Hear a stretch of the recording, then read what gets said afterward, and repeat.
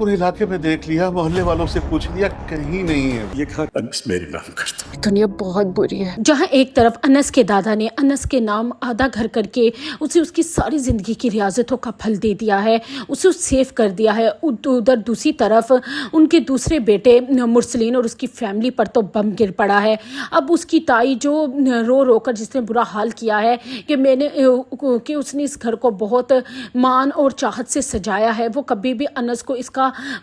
घर का आधा बंटवारा नहीं करने देगी। वो अब अपने हस्बैंड को यही कह रही है कि किसी भी तरीके से अनस को उसका हिस्से के पैसे दे दिए जाएं, वो ये घर बेचने नहीं देगी और ना ही वो अनस के साथ रहना चाहती है। अब दूसरी तरफ अनस के ताया अनस को इमोशनली ब्लैकमेल करेंगे। उन्हें इस बात की तो समझ आ गई है कि अब उन्हें वालिद से और अपनी बहन से बात करने का तो कोई फायदा नहीं। अब अगर कुछ कोई कर सकता है तो अनस ही कर सकता है। अनस भी बहुत ज्यादा डरा डरा रह रहा है क्योंकि वो भी जानता है कि मुरसलीन और उसकी फैमिली से पंगा लेना उसके बस की बात नहीं है, लेकिन अब उसकी फुप्पो से समझाती हैं कि वो बड़ा हो चुका है, समझदार हो चुका है, अपने पैरों पे खड़ा है, उसे अब इन लोगों से डरने की कोई ज़रूरत नहीं है। अब तो वो आधे घर का भी मालिक बन चुका है। अब मुरसलीन उनके ताया अनस को इमोशनल ब्लैकमेल करेंगे कि उनके पास तो इतने पैसे नहीं कि वो अनस को दे सके क्योंकि इस घर की मालियत करोड़ों में है, इसीलिए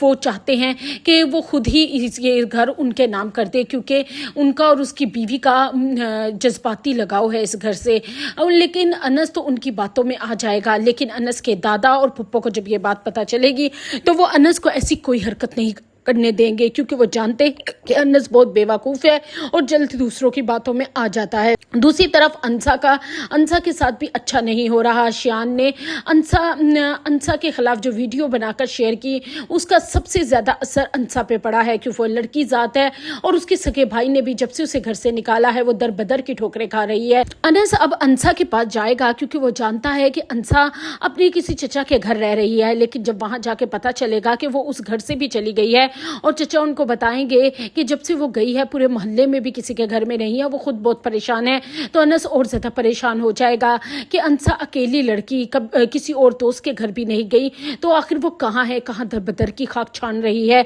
अनस अब अंसा को ढूंढने के लिए रात और दिन एक कर देगा क्योंकि अब वो जानता है कि अब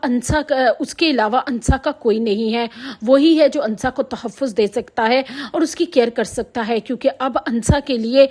दुनिया और दुनिया वालों के दरवाजे बंद हो चुके हैं।